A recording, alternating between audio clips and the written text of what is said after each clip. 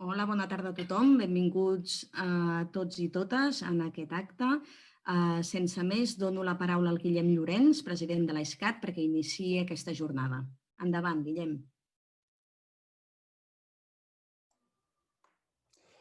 Bona tarda.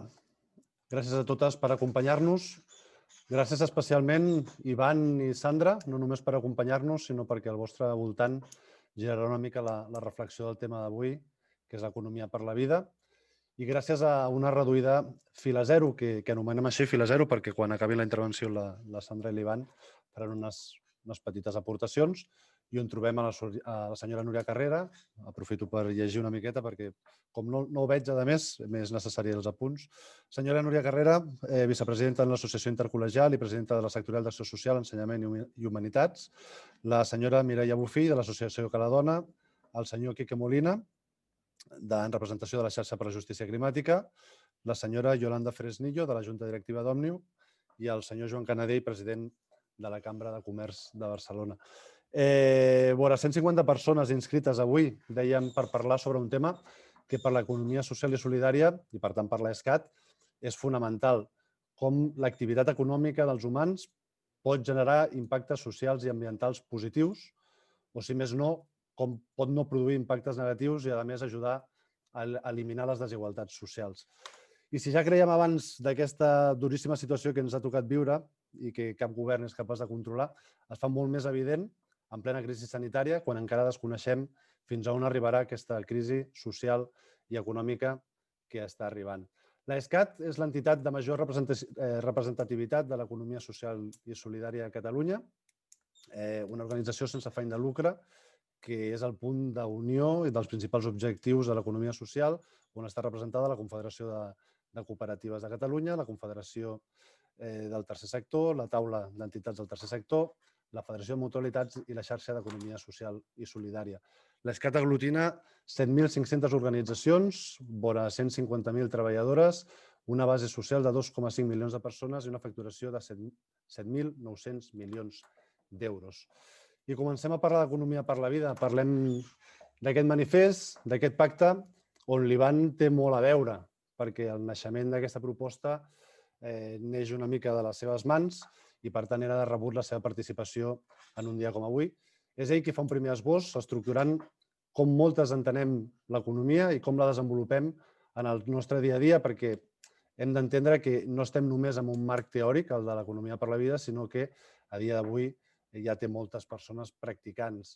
És l'Ivan qui, per tant, fa aquesta estructuració i qui no dubta en col·lectivitzar la seva feina perquè seguim treballant entre totes i la fem encara millor. Primer des del cooperativisme, després des de la màxima representativitat de l'ESCAT. Es dinamitza el manifest, un manifest que a dia d'avui ja compta amb més de 550 adhesions. Un manifest que pretén una mirada oberta, una mirada inclusiva, perquè l'economia social i solidària només podrà aconseguir aquesta transformació amb els autònoms, amb els professionals liberals, amb la petita i mitjana empresa catalana i amb altres agents socials i econòmics. Volem, per tant, obrir un procés de treball col·lectiu per la recollida d'aportacions que finalitzarà amb un document consensuat i elaborat de forma col·laborativa, i la voluntat és acordar un document molt ampli que aglutini mirades diverses, òbviament amb algunes línies vermelles que fan referència a aquesta economia per la vida. Tal com preveu el primer punt del manifest, avui és el punt de partida d'aquest espai de participació que en Jordi Rojas, quan acabin les aportacions de la Sandra, de l'Ivan i d'aquesta fila zero, ens explicarà una miqueta. Avui és 29 d'octubre, és una setmana més en la grisor d'aquesta pandèmia, però em permeto fer una mirada ràpida a què ha passat aquesta setmana. La setmana que no s'han aturat els desnonaments de propietats privades que pretenen especular amb drets bàsics de les persones. La setmana on la Fundació Arrels ens recorda que hi ha 1.200 persones a Barcelona que dormen al carrer i on ha fet un homenatge a les 70 persones que han mort aquest any sense sostre, 3 d'elles en accions violentes durant el confinament. Una persona cada 5 dies sense sostre mor a Barcelona. És la setmana en què Barcelona entrega l'atenció domiciliària a una multinacional i seguim mercantilitzant l'acció social. És una setmana qualsevol on veiem que les coses no acaben de funcionar. I accentuant que el manifest pretén la transversalitat social, política i ideològica, és un manifest que pretén ser per totes, és la setmana però amb la que volem fer una forta abraçada a una persona, a un cooperativista que treballa incansablement per fer una societat millor, més plural i més equitativa. Una forta abraçada al director general del grup Som, Oriol Soler. Ivan, Sandra, comencem. L'Ivan Miró, company de viatge i moltes estones de converses per tirar endavant totes les coses que ens passen pel cap. Sociòleg, cooperativista, investigador en economia social i solidària, soci fundador de la cooperativa La Ciutat Invisible, membre del Consell Rector de la Federació de Cooperatives de Treball de Catalunya i del patronat de la Fundació Roca i Galés. Bona tarda, Ivan. Bona tarda, Guillem, com anem?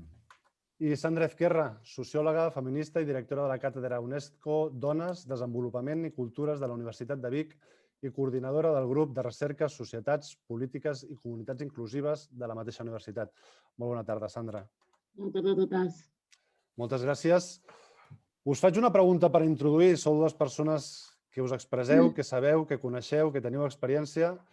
Ens ho posareu molt fàcil, però una pregunteta. Què creieu que la realitat del Covid ha posat de relleu? Començo jo, Sandra? Vinga. Bé, doncs bona tarda a totes i a tots. Moltes gràcies perquè això és una construcció col·lectiva, com comentava el Guillem. Gràcies a la gent que esteu escoltant, la gent que esteu a peu de canó a les vostres iniciatives socioeconòmiques, generant alternatives. Sou vosaltres les persones que teniu el futur a les mans. La primera reflexió ràpida és que en un moment tan desolador com el que estem vivint per la pandèmia, no hem o no podem renunciar a construir horitzons emancipadors i, per tant, calen canvis socials, econòmics i polítics immediats per construir aquests horitzons d'esperança, aquests horitzons d'emancipació. Per tant, una primera reflexió seria intentar travessar el desànim amb projectes compartits, amb projectes il·lusionants i amb projectes que posin les bases per un altre model social i econòmic i polític. En segon lloc, i ja centrant-nos en termes estrictament econòmics, crec que la pandèmia, o com a mínim la gestió sanitària, les conseqüències socials, econòmiques, aquesta crisi multidimensional associada a la pandèmia, doncs, ha posat de relleu la fragilitat d'un model econòmic global que està centrat en l'acumulació de capital en lloc d'afrontar la resolució col·lectiva i equitativa de les necessitats humanes. Aquesta és la constatació que tots vivim amb la pròpia pell, aquesta sensació de vulnerabilitat, de fragilitat d'un model econòmic molt orientat als mercats globals, molt orientat a un tipus d'economia lucrativa que promou l'acumulació privada de riquesa i que, en canvi, no es centra en la reproducció social, en les persones, en fer vivible la nostra vida. Potser aquesta seria la reflexió intensa. Aquest model global, evidentment, ha tingut en els darrers anys i dècades unes polítiques econòmiques que l'han apuntalat i tots som conscients de l'afebliment de la protecció social d'aquests darrers anys, de la deslocalització del teixit productiu, de la reducció de la despesa sanitària, de la precarització de les relacions laborals, del menysteniment del sector primari, de la crisi residencial i d'un element que és la difícil capacitat d'articulació de les cadenes productives locals, el paper complicat de l'economia local catalana davant de la globalització. Per tant, aquestes polítiques econòmiques, aquest model econòmic, ens situa en un teixit socioeconòmic que té moltes virtuts i moltes potències, però que ara mateix també té moltes dificultats per sostenir una política econòmica orientada al bé comú, una política econòmica orientada a l'interès general. Per tant, la reflexió associada és que cal modificar aquestes polítiques econòmiques, hem de descentrar el mercat capitalista global d'aquest centre de les polítiques econòmiques i reorientar l'economia cap a institucions socials que tenen una major capacitat de servir a l'interès general i al bé comú, com és la mateixa economia social i solidària, però també, evidentment, l'economia pública, el sector públic, el treball reproductiu i de cures, i un sector privat amb lucre limitat o que durant la crisi de la Covid hagi desenvolupat pràctiques de responsabilitat social, laboral i ambiental, que també n'hem tingut. Per tant, economia local, economia social i solidària, treball reproductiu i de cures, sector públic són segurament les institucions socials i econòmiques que sí que d'alguna forma ens poden anar reorientant cap a aquest model més cap a una economia per la vida.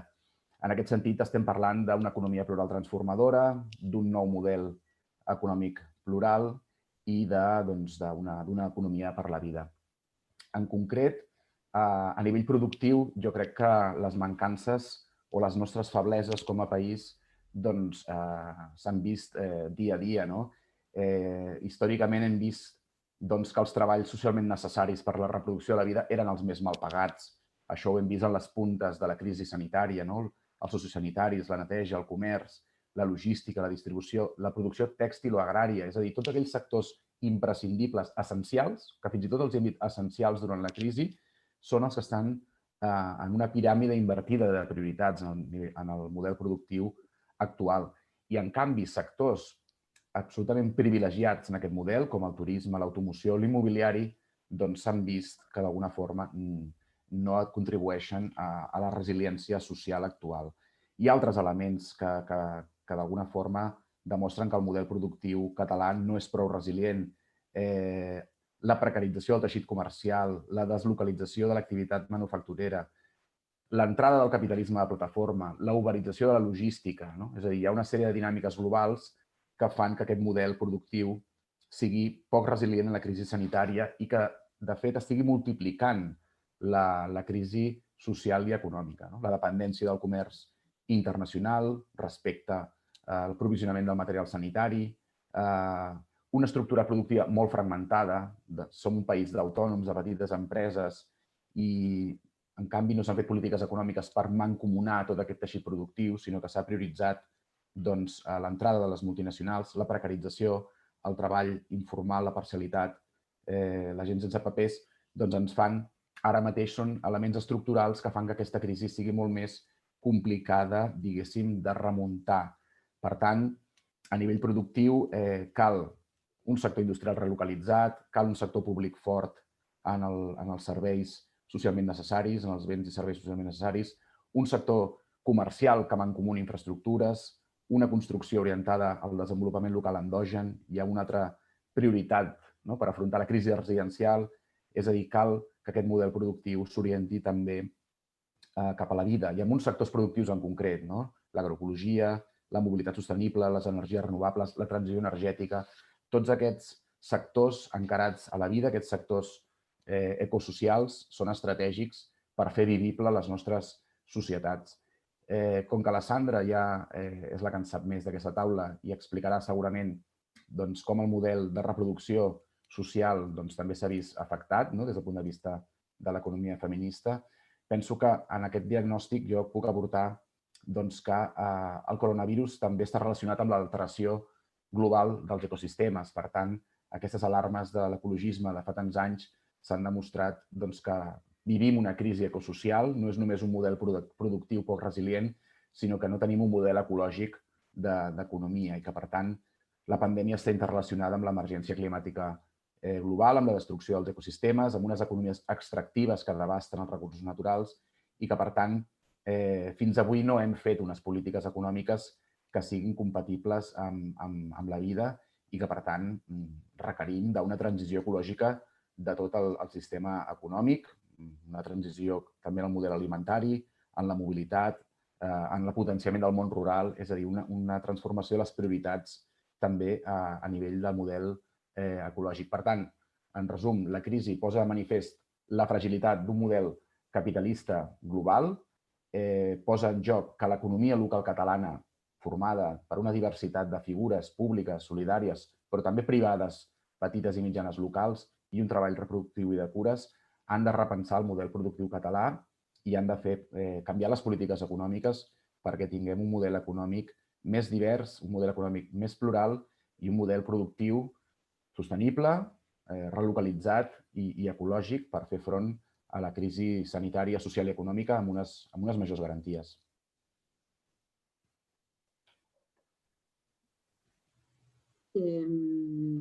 Bé, bona tarda a totes de nou i gràcies per la invitació. Jo crec que tampoc hi ha molta cosa a afegir al que diu l'Ivan. Jo estic molt d'acord amb la seva diagnosi, potser per complementar o per posar més èmfasi, no? Doncs, amb els aspectes que potser més treballo. Bueno, com a punt de partida, i això és una cosa que amb els llocs on ens estan convidant a parlar-ne i com que volem fer molt d'èmfasi des del feminisme, des de l'economia feminista, és que diguem, el relat oficial de la situació que estem vivint des de la primavera és un relat de crisi de salut pública, però des de sectors del feminisme estem reivindicant que en el fons estem vivint un aprofundiment de la crisi de les cures que remunta ja molts anys enrere. No només s'ha posat en crisi un sistema formal de cures, que és el sistema sanitari, i diria més, que hi ha hagut una visibilització ja no només del sistema sanitari formal, sinó del sistema sanitari de tercer nivell, que són els hospitals de tercer nivell especialitzats, les UCIs, els especialistes, sinó que també han entrat en crisi totes aquelles xarxes formals, però també informals, que ens cuiden, que ens acompanyen i que ens mantenen vives cada dia. S'ha parlat, diguem, de la cara formal de la salut, però no s'ha parlat dels milers de llars que han estat garantint que la gent o bé no es morís, o bé tingués una malaltia el més amable possible, o bé no morís sola a casa seva, amb aquesta invisibilitat, amb la qual reivindicar la noció de crisi de les cures, que va molt més enllà de la crisi sanitària, i el que passa en una pandèmia és que aquesta crisi de les cures generalitzada s'aprofundeix i s'endureix moltíssim. I què és el que posa de relleu la crisi de la Covid? Jo crec que posa molt en evidència un sistema econòmic que no només s'erigeix, com s'ha dit històricament, sobre el conflicte capital-treball, i s'alimenta d'aquest conflicte, que promou aquest conflicte i aquesta contradicció, sinó que també està erigit sobre el conflicte capital-vida. Des del feminisme fa molt de temps que ho diem. El que el capitalisme engoleix i vampiritza no només el treball, sinó és tot allò que genera la vida, i aquí parlem de treballs no remunerats, reproductius i també, com deia l'Ivan, al mateix planeta. Posa de relleu un sistema econòmic que quan ha de triar entre garantir el benefici econòmic i l'àmbit de lucre i el benestar col·lectiu, és incapaç de decantar-se pel segon. Jo crec que podem remuntar-nos a múltiples exemples dels darrers mesos en els quals, quan hi ha hagut un dilema a l'hora de fer política pública, de fer una aposta decidida per la salut col·lectiva, pel benestar o preservar certs sectors econòmics, no ha estat gens clar, i de fet sovint s'ha decantat pel benefici econòmic i per afavorir segons sectors. També posa de relleu un sistema econòmic, a vegades parlem del capitalisme neoliberal com un sistema immoral, però en el fons el capitalisme és amoral, no és ni bo ni dolent, simplement el que no pot fer és aturar-se. El capitalisme, quan s'atura, entra en crisi. La seva pròpia lògica és de non-stop, diguem. Què passa quan hi ha una pandèmia, una crisi global com la que hi ha hagut aquest any i sembla que s'està perllongant, que fa que s'aturi tot? Doncs, evidentment, l'economia, el sistema econòmic entra en crisi, i aquí hi ha tot un qüestionament de quines són les polítiques públiques per garantir la pervivència d'aquest model econòmic. I aquest és el gran debat de fons que venim vivint des de la primavera, que és si som capaços de respondre, si el sistema econòmic és capaç de distanciar-se d'aquest sistema econòmic dominant, vull dir, de distanciar-se d'aquest curtplacisme del benefici econòmic per contribuir, per arremangar-se també, per garantir la salut i el benestar col·lectius, o és incapaç de separar-se d'aquest curtplacisme, amb la qual benefici econòmic sense aturar-se, curtplacisme sense pensar més enllà amb els impactes de l'activitat econòmica. I també s'ha posat de relleu no només quin és el model econòmic en el que vivim, sinó quin és el paper de les elits polítiques en aquest context econòmic, en aquest model econòmic. I en aquest sentit jo crec que es posa de manifest en què les elits polítiques o bé no es poden permetre o bé trien no fer-ho, posar en primer terme el treball, la vida i el benestar col·lectiu. És a dir, aquí podíem debatre si aquí la política no té poder, per domar l'economia o simplement ha decidit deixar d'intentar domar-la i d'intentar apaivagar aquest ritme i aquesta lògica competitiva. Però jo crec que un debat de fons que hem estat vivint en els darrers mesos és que, i també sovint amb governs suposadament progressistes, quin és el paper de la política a l'hora de triar entre, diguem, aquesta incapacitat del sistema econòmic d'aturar-se sense col·lapsar i sense destruir milions de llocs de treball, sense destruir el teixit econòmic, el teixit productiu, i aquesta necessitat d'aturar-nos per garantir la vida i per garantir que podem tenir cura les unes de les altres i impedir una cadena de contagi com la que estem vivint en els darrers mesos i estem tornant a experimentar en aquests moments. I també jo crec que el gran balanç que podem fer des d'aquesta tardor, havent viscut la primavera que vam viure i l'estiu que hem viscut, és també que la Covid posa a relleu unes elits econòmiques i unes administracions públiques que havien tingut temps prèviament per concebre uns serveis públics, com apuntava l'Ivan, el servei del bé col·lectiu i el servei de la salut col·lectiva i el servei de la cura a les persones, havien tingut temps de concebre'ls prèviament, uns serveis col·lectius que havien quedat, diguem, famèlics i, diguem, molt esquifits després d'anys de retallades, però no només això, sinó que després de la situació de la primavera, des de llavors han estat incapaces de poder reimaginar aquests serveis públics per enfortir-nos com a societats i com a comunitats i posar-los al servei de les necessitats i del benestar col·lectiu, de la salut col·lectiva. I ens trobem a 29 d'octubre en què de nou les respostes d'aquesta elit econòmica, d'aquesta elit política, i d'aquestes administracions i d'aquests governs que han d'estar domant l'economia i que han d'estar concebent serveis públics i models de cura que garanteixin que no es mouen centenars, desenes i centenars de persones cada dia, de nou tornen a apostar per unes mesures majoritàriament de control social, de retallades de drets i de retallades de llibertats, en comptes d'haver estat capaces d'enfortir tota una infraestructura que pogués acompanyar un més que probable rebrot de la pandèmia en aquesta tardor. Si us sembla, aquí ho deixo com a diagnosi de la foto que ens desvetlla, diguem, aquesta malaltia i aquesta pandèmia. Una foto que, òbviament, no és agradable ni és positiva, però un cop fet el diagnòstic vindria i ara què fem, no? Sembla que les propostes de l'administració tampoc són molt diferents al que venien a ser. Sembla que l'única capacitat que hi ha de reiniciar un altre cop l'economia és fent el mateix que fèiem. Si més no és la sensació que tenim quan anem a espais de treball amb l'administració. Unes pensem que farien falta polítiques valentes pel canvi, amb apostes, i passa una mica al contrari, que sembla que nosaltres haguem de justificar encara que seguir fent les coses de la mateixa manera no només no funcionarà, sinó que ens tornarà a portar, sigui per una pandèmia, per una crisi econòmica, sigui pel que sigui, amb aquestes crisis periòdiques del capitalisme. Però tot i així ens demanen que seguim demostrant que els nostres projectes són prou potents per fer un canvi. Quina creieu que ha de ser la resposta per avançar i donar respostes davant d'aquest panorama que ens plantegeu?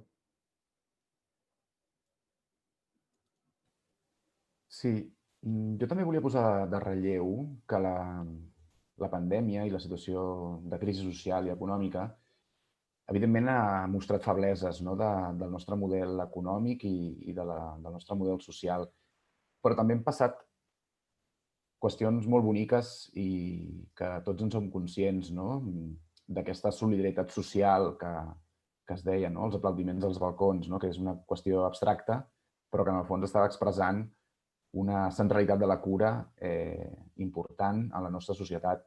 A nivell concret, a més, volia posar de relleu que en molts barris populars, en molts municipis del nostre país, de gent popular, de gent treballadora, de gent migrant, moltes vegades, s'han desenvolupat moltes xarxes comunitàries de suport mutu, moltíssimes. Des de distribució d'aliments, des de producció comunitària de mascaretes, des de cures compartides, des de grups de suport mutu, caixes de resistència.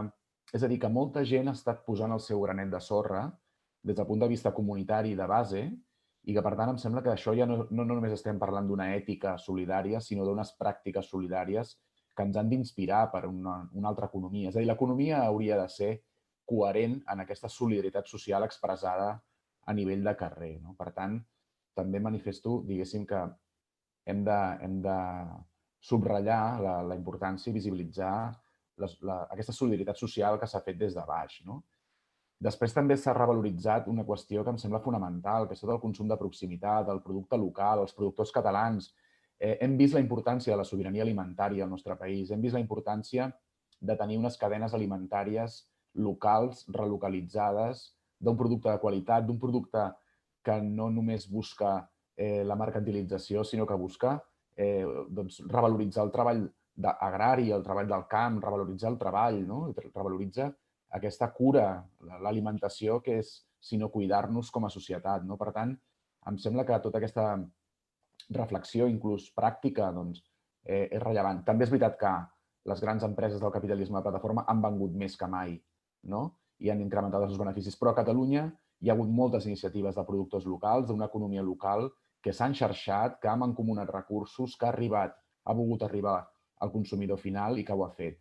I en aquest sentit també em sembla interessant. Igual que altres exemples, Òmnium avui és present en el debat i parlant del grup Som també, que tu comentaves, que també vull enviar una abraçada a l'Oriol i a tota la seva família i companys de cooperativa. Llibreries obertes ha estat una experiència molt important en el nostre país en un context en què el capitalisme de plataforma podia haver arrasat. 450 llibreries dels Països Catalans articulades amb una plataforma i fent venda de llibres amb un Sant Jordi digital.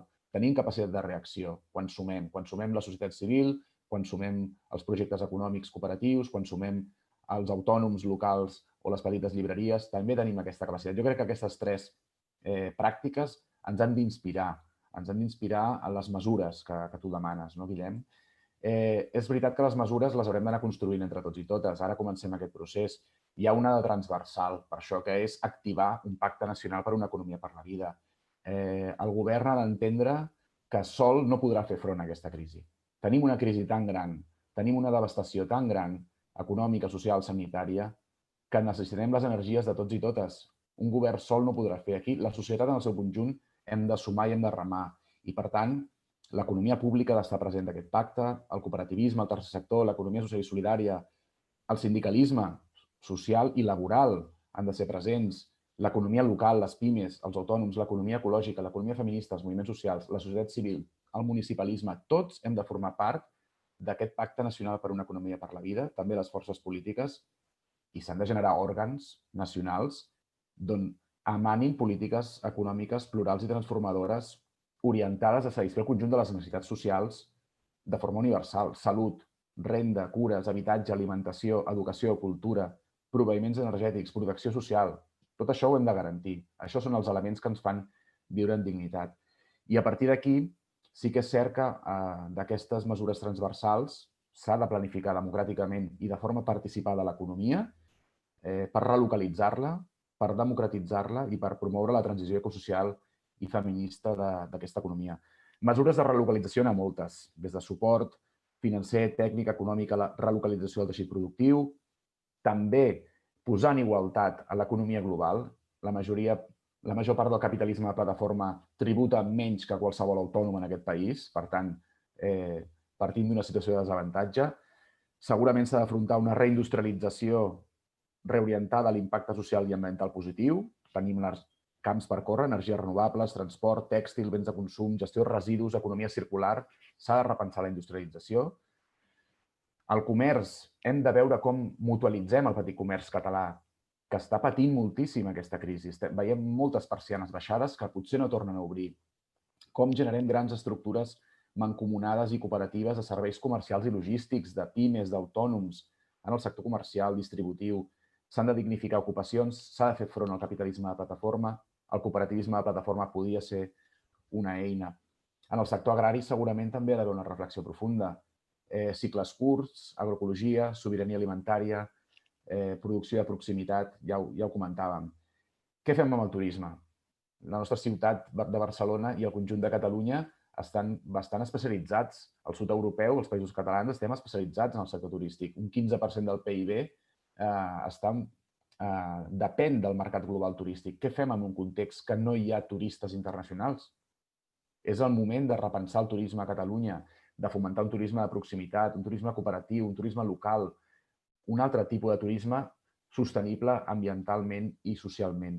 I així hi ha molts altres sectors segurament seria necessari augmentar la sobirania econòmica de tota aquesta estructura productiva catalana. També un sistema financer, banca pública, finances ètiques i solidàries, el paper dels bancs és determinant. Quina és l'estructura financera catalana? La Caixa, el Sabadell han marxat perquè políticament no estaven d'acord amb la voluntat democràtica del poble català. Hem de pensar què fem. Banca pública, per fer inversions, sistema financer d'economia social i solidària també, no? I en aquest sentit, doncs, mesures de democratització de l'economia n'hi hauria moltes, no? També de transformació d'empreses mercantils en cooperatives, desmercantilització dels serveis sanitaris i socials. Avui comentàvem que l'Ajuntament de Barcelona ha contractat un fons d'inversió per afrontar serveis socials a la ciutat. Això no pot ser. No pot ser que mercantilitzem els serveis sanitaris i socials. Reconeixement de l'economia de les cures, regularització de les treballadores de la llar, renda bàsica universal, fiscalitat redistributiva i altres mesures com el foment de l'habitatge públic, la municipalització de serveis bàsics, democratitzada, la llei d'acció concertada. És a dir, aquí hi hauria moltes possibilitats per treballar, per democratitzar l'economia catalana. I, finalment, el tercer bloc, a més de la relocalització i la democratització, em sembla fonamental que afrontem com a país la necessària transició ecosocial de l'economia. No podem seguir amb models destructius del nostre propi entorn. No podem, ja no tenim temps. Per tant, s'ha de reconvertir, s'ha de promoure la reconversió planificada de certa indústria turística, automobilística, immobiliària, que tingui impacte ambiental negatiu a partir de la participació pública industrial, a partir de l'economia local, a partir de l'economia social i solidària. S'han de fomentar sectors estratègics ecosocials, la transició energètica, la mobilitat sostenible, la sobirania alimentària, l'economia circular, etc. I jo crec que s'ha de fer la transició ecològica també del model alimentari en vistes de regenerar el territori. Tenim molta feina per fer, però cada vegada tenim més clar quin és el model que ens ha portat a aprofundir aquesta crisi sanitària i convertir-la en una crisi social i econòmica, perquè una crisi sanitària és menys evitable, però la crisi social i econòmica sí que la podíem haver evitat si haguéssim fet els deures abans i, per tant, tenim un horitzó molt clar, pacte nacional per una economia per la vida i que d'allà en surtin polítiques econòmiques consensuades entre una diversitat d'actors socials i econòmics del país i, d'alguna manera, fomentar la relocalització de la indústria de l'economia catalana, la seva democratització i la transició ecològica i social de la mateixa.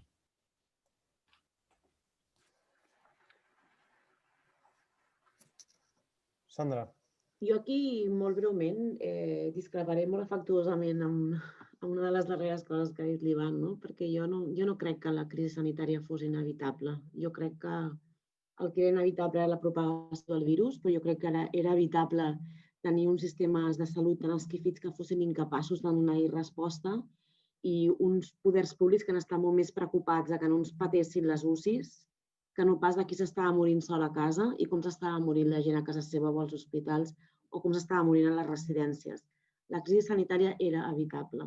Era evitable tenir els serveis públics en el moment en què ens han enxampat aquesta crisi. Ho dic perquè fins i tot per evitar aquesta naturalització de la crisi sanitària perquè s'ha travessat per la dimensió social i econòmica que tu estàs mencionant, Ivan. Vull dir que no s'entén l'una sense l'altra. Jo crec que l'Ivan està fent tot un decàleg de mesures com molt aterrades i propostes en clau molt pràctica de com repensar la vida econòmica. Jo crec que potser des d'una perspectiva més abstracta, que és la que treballo més jo, però que deriva de manera com molt directa i com molt natural en moltes de les coses que ell està dient.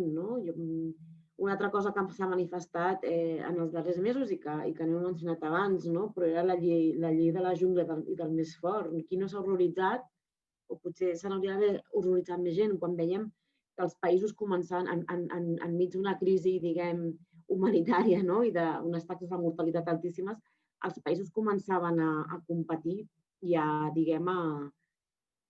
apostar, per poder acaparar medicacions, mascaretes i altres materials sanitaris. S'ha demostrat que aquí, qui tenia poder a nivell global i qui tenia poder a nivell internacional era qui podia garantir que la seva població rebia el material que podia garantir la seva salut. Amb la qual acabar amb aquesta llei de la jungla que és tan inherent en com s'ha concebut l'economia de manera hegemònica i crec que és urgent com estem fent, el que passa que cal expandir-los, no? Pensant en paradigmes econòmics alternatius que han d'estar basats en altres principis dels que hem mencionat, no? I són els principis de la cooperació, de benestar compartit i la sostenibilitat, que aquí l'Ivan també feia referència, no?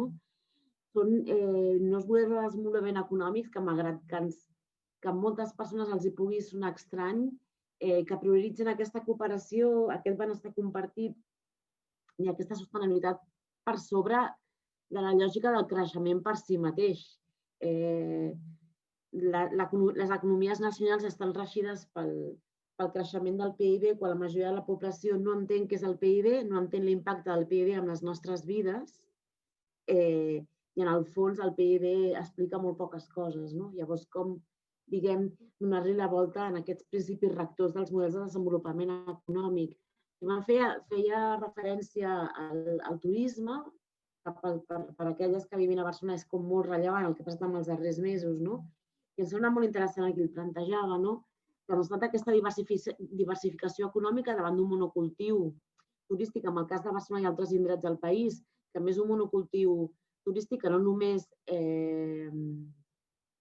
diguem, ha generat una economia molt vulnerable front a situacions com la que estem vivint actualment, sinó que a més ha sigut un model econòmic que no ha estat al servei del veïnat. No és el mateix, per exemple, Sants, que Nou Barris, que Ciutat Vella, però Ciutat Vella fa temps que l'economia local de Ciutat Vella, gran part, no està pensada pels veïns i les veïnes, està pensada per un altre perfil i està pensada, llavors, aquí l'economia solidària té moltes coses a dir, no? Quan parlem d'economies de proximitat, parlem d'economies que estan al servei, diguem, de les persones que les habitem, els hi donem sentit i que participem en aquests processos, no?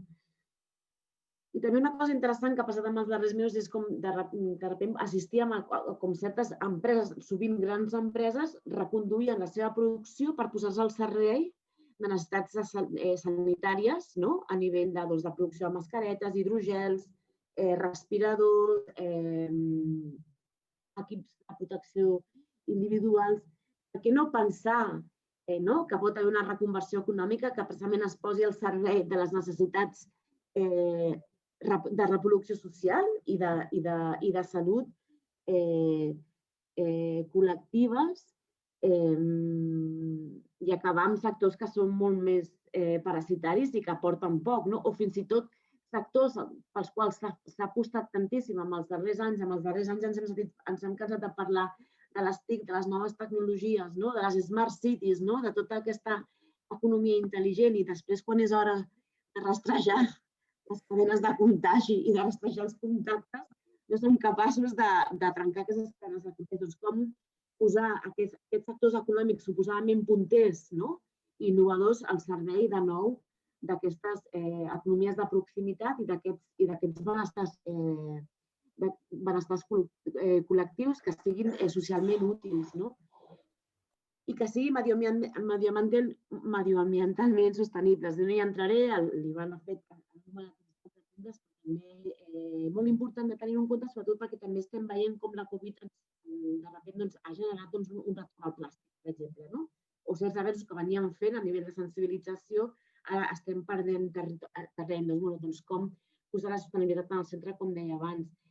I després, per acabar amb aquesta pregunta, la urgència d'un model de desenvolupament econòmic que aposti per les cures en totes les seves dimensions. I aquí parlo des de sistemes formals de salut a altres circuits de cura que són molt més informals a nivell comunitari, a nivell no remunerat, sovint, i que en comptes de veure com una despesa pública que pot generar dèficit, que és el que ens diu, diguem, la lògica econòmica hegemònica, que es vegi com una inversió en la salut col·lectiva i amb el futur. En pandèmia i sense pandèmia, jo, com a anècdota molt ràpid, jo em vaig trobar molt embarassada de la pandèmia i em vaig trobar parint de confinament i els sistemes, un dels molts col·lectius que vam caure, diguem, durant aquest procés, que el sistema públic ens va deixar bastant soles, vam ser les dones embarassades que havíem de parir.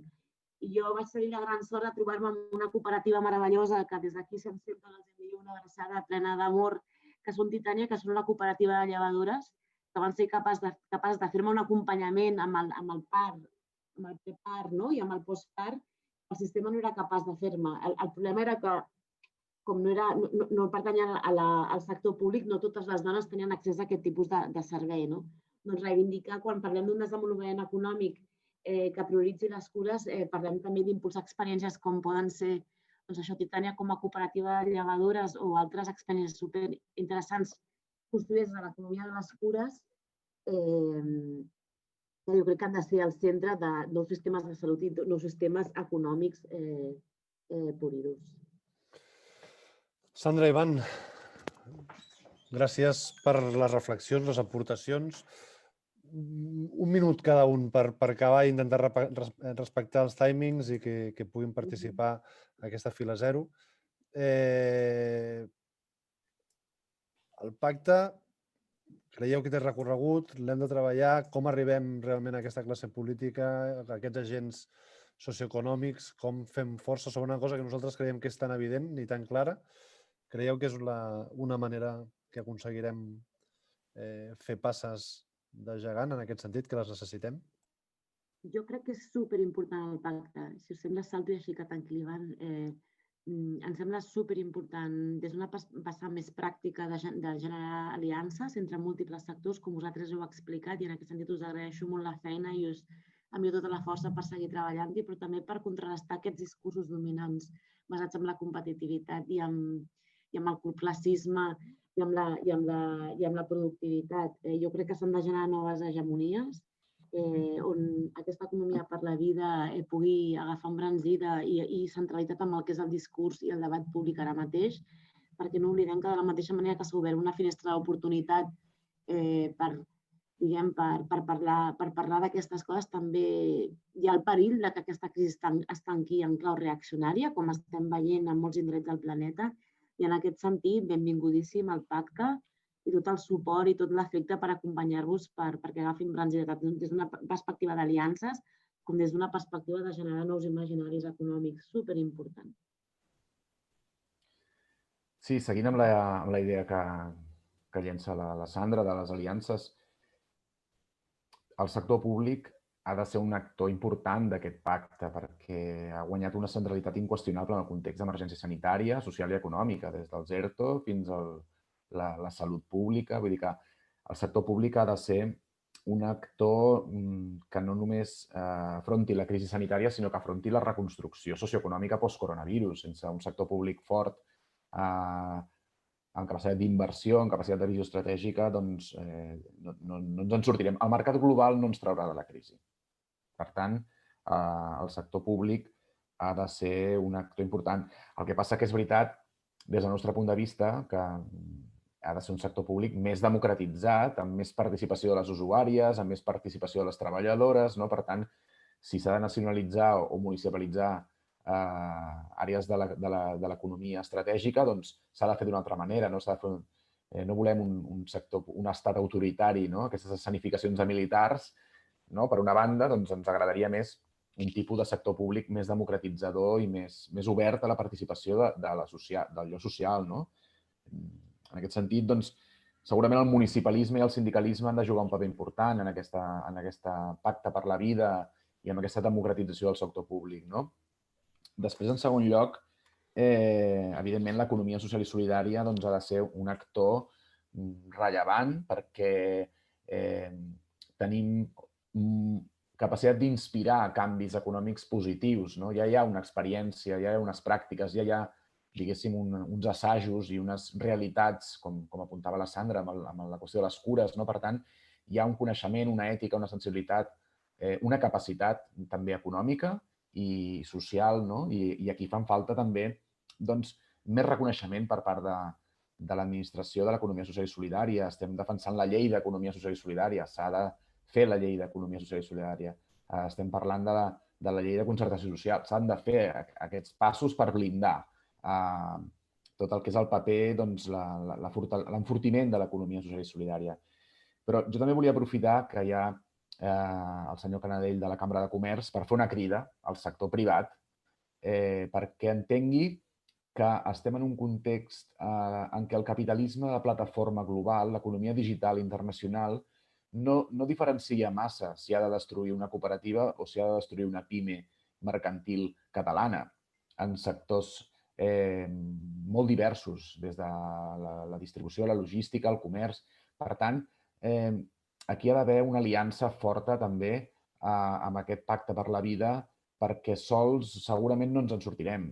I, per tant, aquesta economia local catalana que hem de repensar-la com un sector també que tingui utilitat social, que tingui més responsabilitat social, laboral i ambiental, i entre tots ens hem de donar suport a nivell de mancomunar infraestructures, a nivell de poder fer front als reptes d'una economia global que és negativa per tothom en aquest cas.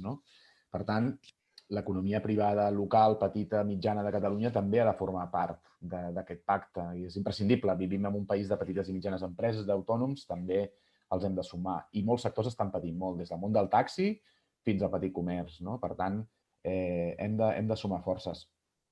I en quart lloc, sí que també voldria fer una crida al que seria les organitzacions populars, veïnals, comunitàries, els moviments socials, perquè, com deia abans, practicant el suport mutu, s'han erigit com un agent econòmic comunitari, podríem dir. Potser és una economia no monetitzada, potser és una economia que no es basa en l'intercanvi de béns i serveis a través del mercat, però resol necessitats en moments complicats i, a més, dona suport a gent que està exclosa socialment en contextos de racisme institucional. Tenim barris i municipis amb 15 o 20% de poblacions migrants i gent sense papers. I, en canvi, l'economia comunitària sí que afronta les necessitats d'aquests sectors que l'Estat no hi arriba. I, per tant, penso que s'està erigint una economia popular i comunitària a Catalunya que també se l'ha de reconèixer. Des d'un punt de vista feminista ens heu ensenyat, Sandra, que l'economia també és fer vincle social i sostenir la vida en aquests contextos. I, per tant, d'alguna forma també els hem d'animar a que formin part d'aquest nou model econòmic i que formin part d'aquest pacte per una economia per la vida. Ivan, moltíssimes gràcies per les conclusions. Després en Joan Canadell segur que té un moment per contestar durant la seva participació. Gràcies, Sandra. Gràcies, Ivan. Jo deixo pas a la Laia perquè continuï amb l'acte. Gràcies a totes dues. Gràcies, Guillem, i gràcies, Ivan i Sandra, de nou. Sempre és un plaer escoltar-vos. Com deia el Guillem Llorenç a l'inici, la proposta de pacte que avui estem presentant té la voluntat d'integrar mirades molt diverses i la voluntat de l'ESCAT ha estat sempre sumar el màxim nombre de complicitats. En aquesta línia, i també com hem comentat a l'inici, hem proposat a una sèrie d'entitats amb les que compartim sensibilitats que intervinguin per aportar la seva visió sobre la iniciativa que avui expliquem i que ens expliquin molt breument com senten que aquesta iniciativa els interpel·la. En aquest sentit, comptem amb l'Associació Intercol·legial, amb l'Associació Que la Dona, la Xarxa per la Justícia Climàtica, Òmnium i la Cambra de Comerç de Barcelona. Sense més, dono pas a la primera intervenció i, per tant, a la Núria Carrera, vicepresidenta de l'Associació Intercol·legial i presidenta de la sectorial d'Acció Social, Ensenyament i Humanitats. Endavant, Núria.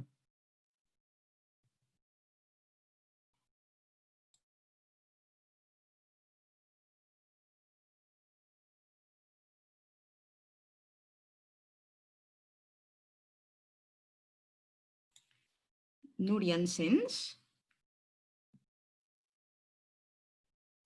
Em sembla que estàs silenciada.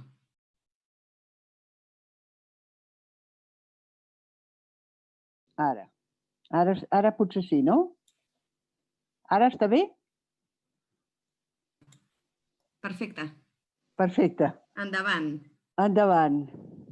Molt bona tarda.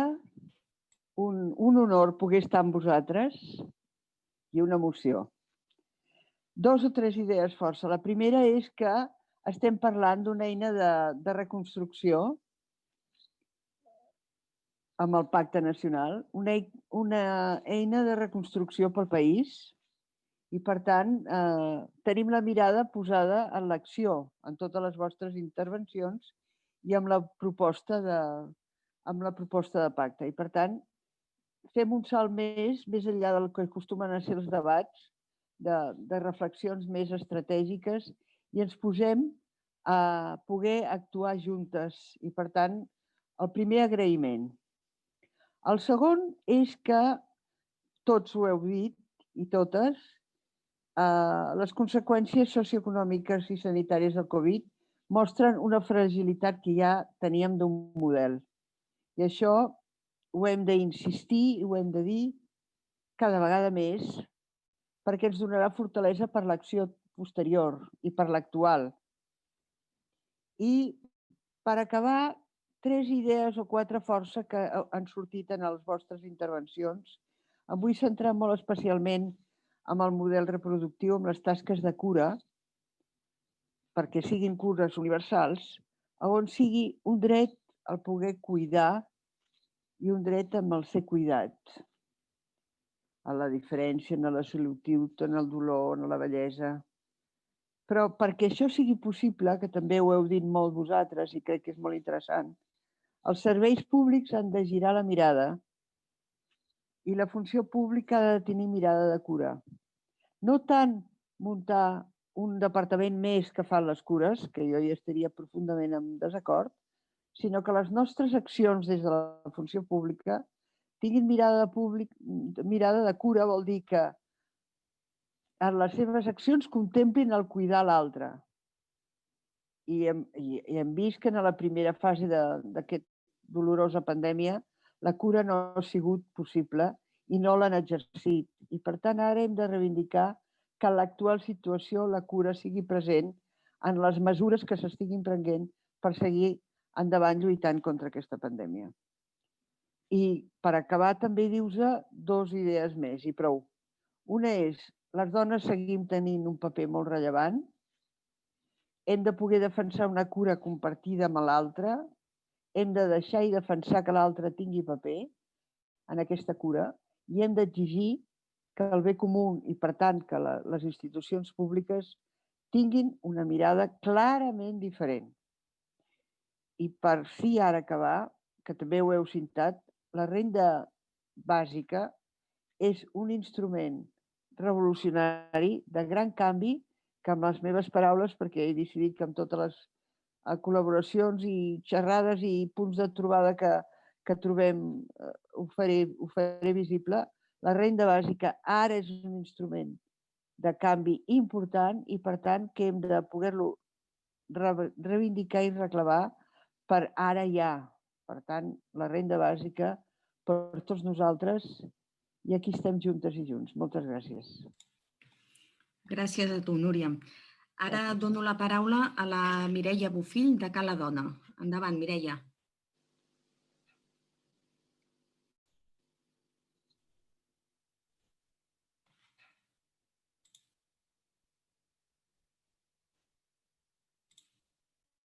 Mireia, em sembla que estàs silenciada, Mireia. T'has d'activar el micro.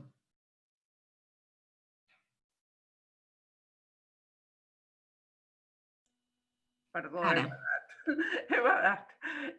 No, doncs, bona tarda, gràcies per convidar-nos i dir-vos una mica que, de fet, venint avui aquí és el moment en què des de la Cala Dona una mica ens incorporem al projecte aquest del pacte, i per tant, vull dir, no ho hem parlat. Sí que tots els temes que tracteu són temes que nosaltres estem tractant tant a Cala Dones com sobretot des de la xarxa feminista. I, esclar, com seria la nostra participació? Nosaltres partim molt sempre del partir de nosaltres mateixes, de la nostra experiència, de l'experiència a partir de la vida quotidiana i del que hem anat veient. Aquí s'ha mencionat una mica com s'han activat les xarxes durant aquest temps de la pandèmia, durant el confinament, etc. Nosaltres pensem que, d'alguna manera, això és la base. És a dir, perquè sempre és la base. És a dir, tot el que tenim amagat i que és molt més, és el que fa que després totes les altres coses funcionin, però té a veure amb preguntar-nos com volem viure, què necessitem i de quina de quines maneres podem satisfer aquestes necessitats i que no siguin maneres destructives, sinó tot el contrari. És a dir, aleshores, sempre, quan es parla, sempre que parlem de coses fragmentades. Si no són coses fragmentades, perquè les persones som unes i vivim i no desapareixem, és a dir, quan passem del món del públic, del món del treball, del món de l'economia i tornem a les cases i al món de les necessitats, som les mateixes i aquesta escissió és la que d'alguna manera pensem que s'ha de tallar i que hauríem de començar per preguntar-nos això. Quines són les necessitats? Quines són les necessitats bàsiques? Com volem viure? I aleshores, com ho farem això?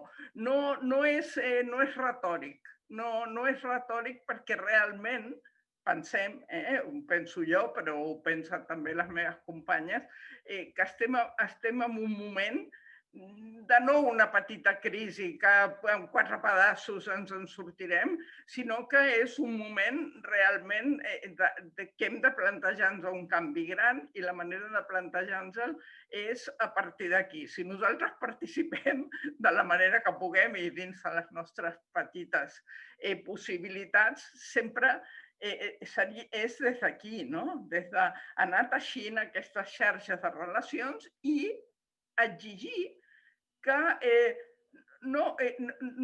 se'ns donin els mitjans per realment poder cuidar de la manera adequada. Aquestes xarxes no són només dones, són totes les persones que vulguin ser-ho, evidentment. Bueno, ja sé que potser queda una mica fora, però penso que és essencial. Si anem fragmentant a trossets, no canviarem. Hem de partir de nosaltres, del que volem i del que podem fer i com podem satisfer totes aquestes, que és realment el que al final, durant el confinament aquest i quan tot és el que ha quedat a la llum. És a dir, què és el que és realment essencialment necessari, no? Moltes gràcies, Mireia, i gràcies per la disponibilitat. Seguim endavant ara amb el Quique Molina, membre de la Xarxa per la Justícia Climàtica. Endavant, Quique. Molt bona tarda. Se m'escolta bé? Perfectament. Val. Doncs, primer de tot, voldria agrair la presentació d'avui. M'ha agradat molt escoltar-vos i també voldria agrair la nostra invitació com a Xarxa per la Justícia Climàtica a aquesta fila zero. Bé, des de la recentment constituïda Xarxa per la Justícia Climàtica, que aglutina diverses entitats i moviments ecologistes i socials, compartim la necessitat de dur a terme una transformació radical i urgent del sistema socioeconòmic del país, una transformació que ens encamini cap a una economia per la vida, com diu el propi manifest del pacte. Però hem de ser conscients que estem davant d'un repte el qual no admet de solucions senzilles o intermitges i que requereix de transformacions molt profundes. Com han explicat les ponents, estem en un context ecològic i socialment molt complicat i bé, nosaltres compartim una gran part dels diagnòstics i propostes presentats en el manifest del pacte i també presentats avui, començant per la urgència de relocalitzar el teixit econòmic i de redistribuir la riquesa en clau ecosocial a Catalunya i a la resta del món. A mi, personalment, em sembla molt clau l'aposta que es fa des del pacte per la reprimarització de l'economia. L'evidència científica ens marca un camí molt clar i és que si volem evitar els pitjors escenaris de la crisi ecològica, ens cal un fort desenvolupament de l'agroecologia i de la sobirania alimentària. Amb l'activitat primària agroecològica no només ens adaptem a la falta de recursos fòssils, sinó que també mitiguem els pitjors efectes de la crisi ecològica. També, d'altra banda, hem de tenir molt en compte que una transició ecosocial justa i sostenible és incompatible amb el capitalisme global, concretament, i amb moltes de les solucions de high technology. i ja estic acabant, que potser m'estic allargant massa, però, per exemple, hem de tenir molta cura amb les energies renovables quan aquestes són gestionades des de les mateixes companyies fòssils que ens han portat fins a l'actual punt de no retorn. Perquè aquest model d'energies renovables també enfronta la falta de materials com el liti o el coltan i, a més, són poc democràtiques i poc equitatives. La mobilitat sostenible és un altre exemple que no s'aconseguirà amb noves tecnologies com el cotxe elèctric, sinó que són necessaris canvis estructurals i sistèmics. El que vull dir és que no podem malbaratar l'última dècada que ens queda per evitar els pitjors escenaris del col·lapse ecosocial amb solucions que no siguin realment trencadores. Ens cal decréixer en l'àmbit material i hem de tenir-ho molt en compte i hem de fer-ho democràticament, com proposa aquest pacte. Bé, nosaltres pensem que un pacte per la vida ha de ser un compromís valent per transicions radicals. I res, moltes gràcies de nou per convidar-nos i esperem poder continuar col·laborant i perdoneu si m'he allargat massa. Moltes gràcies a tu, Quique. Seguim ara amb la Yolanda Fresnillo, de la Junta Directiva d'Òmnium. Endavant, Yolanda. Hola, bona tarda a tothom. Moltes gràcies per les presentacions, han sigut molt interessants. Moltes gràcies per l'esforç amb el llançament d'aquest pacte per l'economia per la vida. La veritat és que avui em costa una mica perquè a l'estar aquí en nom d'Òmnium haig de no parlar el que em sortiria, que és algunes coses, ja els que em coneixeu i les que em coneixeu segurament ho intuïu, sinó una mica explicar des d'Òmnium què fem aquí. I de fet estic molt contenta i molt agraïda que ens hagueu convidat com a Òmnium, perquè entenc que tot i ser una entitat que en l'àmbit de l'economia no tenim una línia d'acció definida i clara, sí que hi ha una responsabilitat com a entitat cívico-cultural, que a més treballem per temes de cohesió social, per la llengua, per la cultura i per la sobirania del país. Òbviament hi ha vincles amb el sistema econòmic i amb l'economia en general. Crec que una de les coses interessants que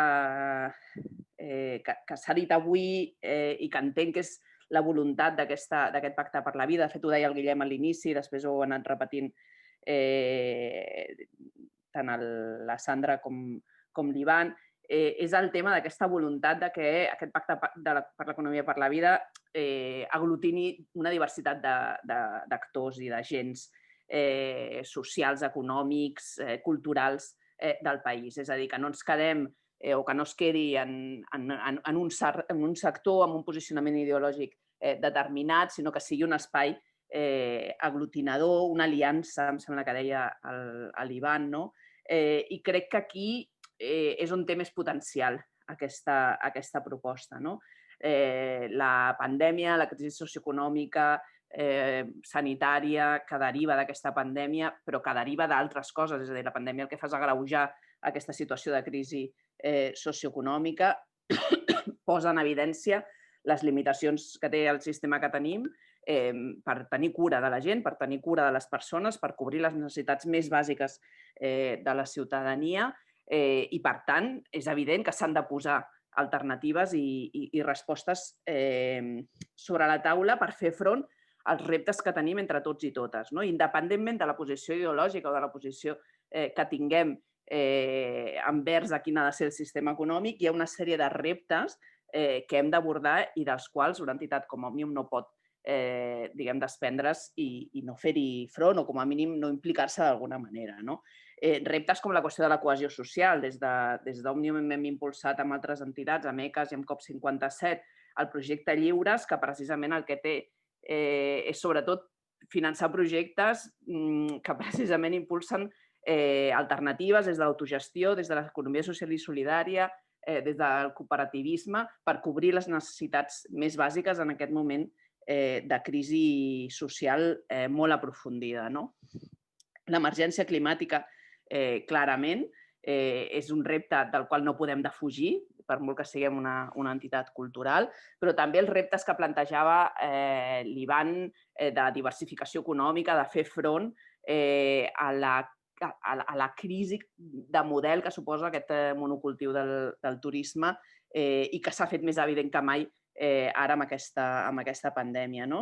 Sigui per motivacions, diguem, de construir una economia diferent o sigui simplement per construir una economia més resilient no només des d'un punt de vista ambiental o social, sinó també econòmic, i per tant que tingui més capacitat de fer front a aquests xocs externs, diguem, de l'economia global o de fenòmens com el propi canvi climàtic o emergència climàtica o el que és ara la pandèmia. I l'altre repte que crec que no podem defugir i que de fet entenc que Òmnium no està defugint és aquest donar suport al teixit i al territori en un moment d'especial dificultat, tal com vam fer amb llibreries obertes.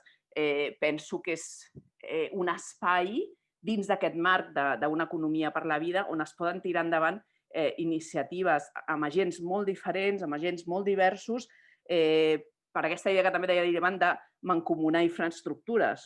I aquí jo crec que és important que es generin aquestes aliances amb entitats i amb sectors que d'alguna manera des de l'economia social i solidària potser no serien els sospitosos habituals. Per tant, amb aquest rol de no sospitós habitual avui, felicitar-vos, demanar-vos fins i tot que seguiu demanant a entitats com Òmnium i altres des d'aquesta diversitat que formem part d'aquest debat, que formem part d'abordar conjuntament aquests reptes, perquè des de l'ecosistema que ara forma l'economia social i solidària només no es podrà fer front als reptes que s'estan posant sobre la taula, que avui s'han posat sobre la taula. Com deia el Guillem a l'inici, necessitem ser les pimes, necessitem ser els autònoms, necessitem ser les entitats socials, necessitem ser les entitats culturals, necessitem ser l'administració pública i, per tant, amb aquesta voluntat d'arribar més enllà i d'aprofitar, com deia la Sandra, la possibilitat o l'oportunitat per incidir en el relat i en el discurs que obre la situació de crisi i de pandèmia. Moltes gràcies.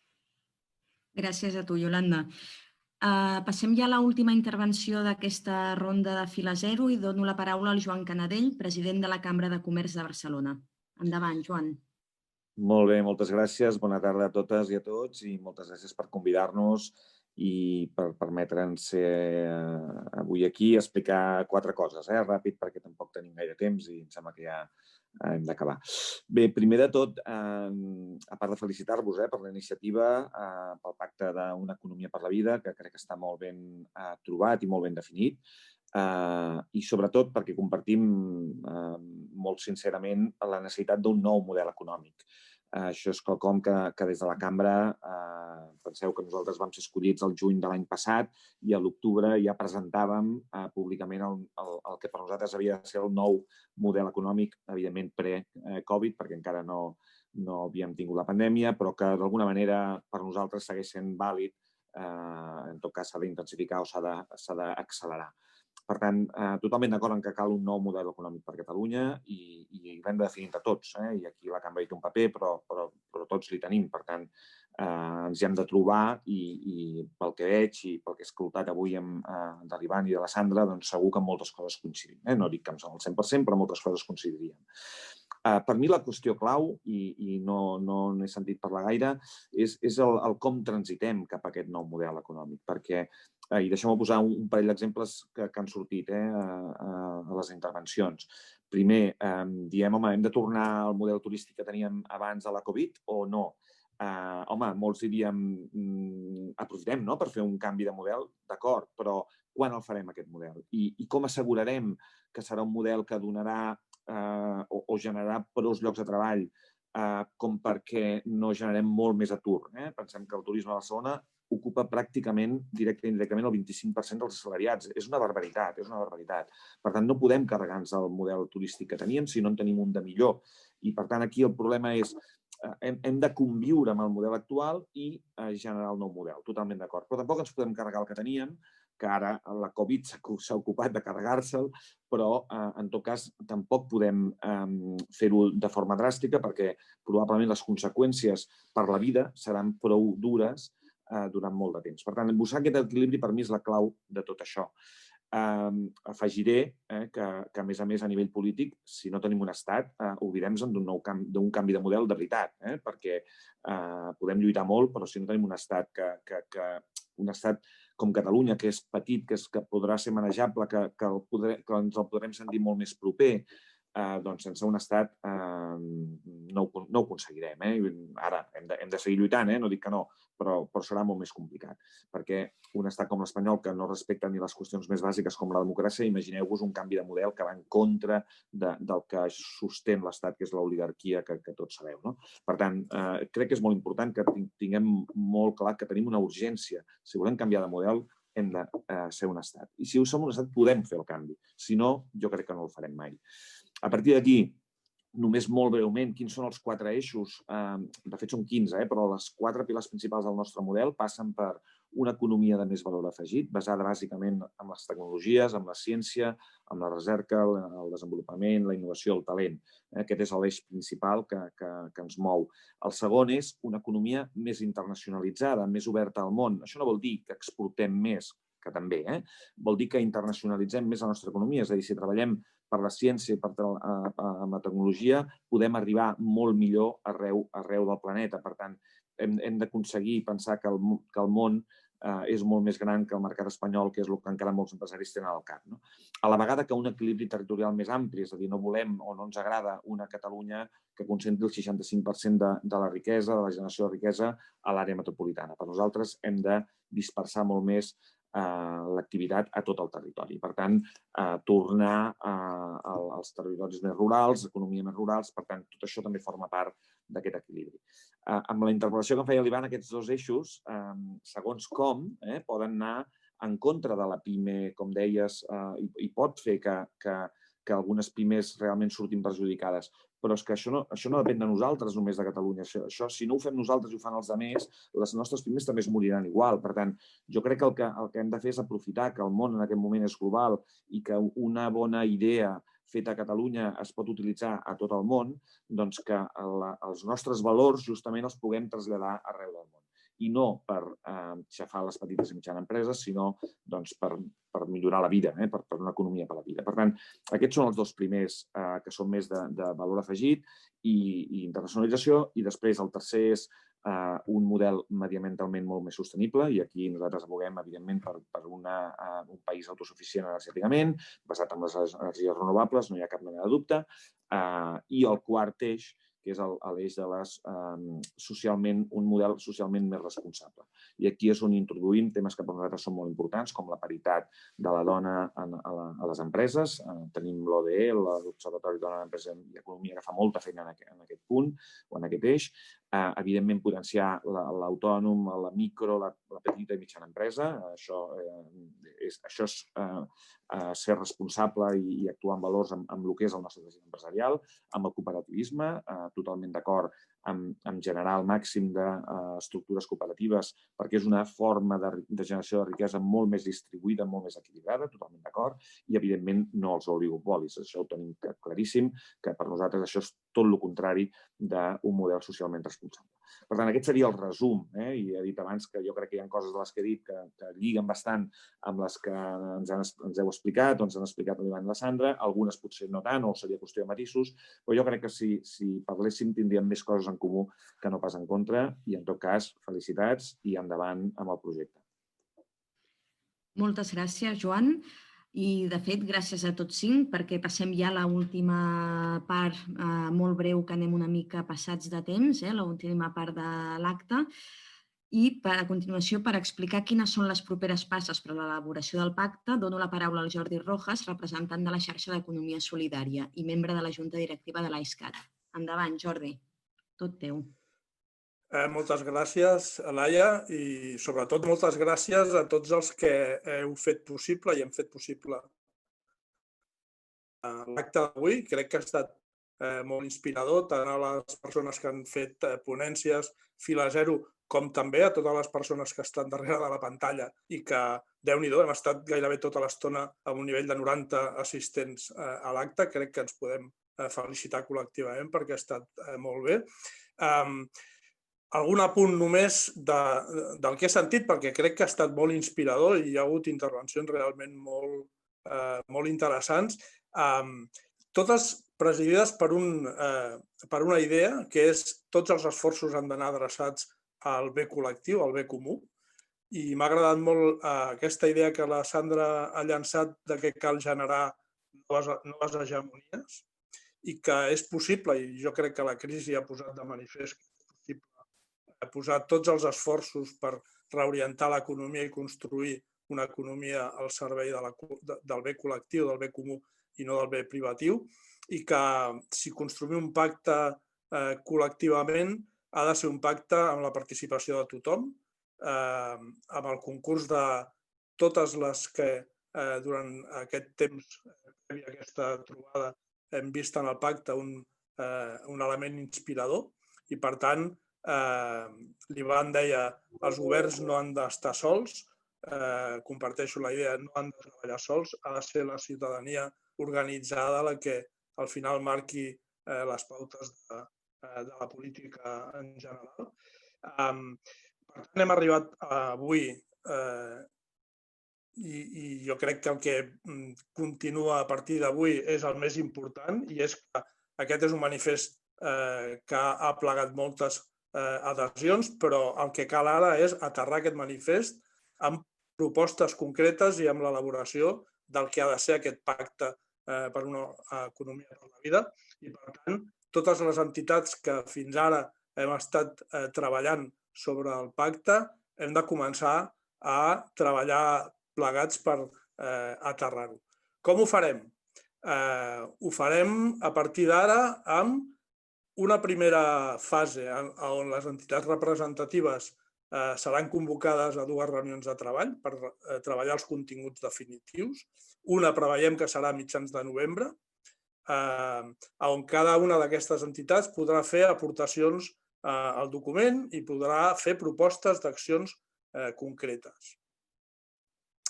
En aquesta fase, per tant, esperem que hi hagi molts consensos, però és evident que hi haurà dissensos i, per tant, convocarem una segona trobada abans de festes per, sobretot, abordar dissensos i, per tant, intentar, entre tot el que haguem pogut consensuar i el que haguem pogut treballar sobre dissensos, un document definitiu que sigui aquesta proposta de pacte. Això que es treballarà amb les entitats representatives, en paral·lel es treballarà amb les entitats de primer nivell i amb totes les persones que s'hi han adherit i que podran participar també al llarg de tot aquest procés o a través de les entitats que les representen o directament a través, probablement, de la plataforma Decidim, on hi haurà tot un període de participació directa que tothom tindrà possibilitat d'incidir-hi. Per tant, iniciem a partir d'avui aquesta segona fase del pacte, la important, la que ens permetrà elaborar de veritat el pacte amb accions, amb propostes que interpel·lin a la ciutadania col·lectivament, que interpel·lin a l'administració, que interpel·lin als poders públics, perquè tot això que avui ens ha inspirat, totes aquestes propostes de treballar per una economia orientada a la vida i no als beneficis, per una economia orientada al bé comú, orientada a la satisfacció de les necessitats de les persones i no al bé privatiu, sigui possible en un país com el nostre, que pensem que té les capacitats, que té les energies i que té la ciutadania organitzada capaç de tirar endavant aquest pacte. Per tant, estigueu atents als vostres correus electrònics perquè ben aviat rebreu invitacions per participar en aquesta segona i importantíssima fase d'elaboració del pacte. Gràcies a tots novament. Gràcies, Jordi. En tot cas, per tancar la jornada i en nom de l'ESCAT, agrair la participació dels ponents, de les entitats de la Fila Zero i de totes les persones que ens heu volgut acompanyar avui. Us animem, com deia el Jordi, a participar de les properes passes del procés i us recordem que al web de l'AESCAT, de l'Associació Economia Social Catalunya, podeu trobar el document inicial del pacte, el formulari per adherir-vos-hi i també en breu rebreu aquestes informacions sobre les properes passes. Moltes gràcies a tots i totes i fins aviat.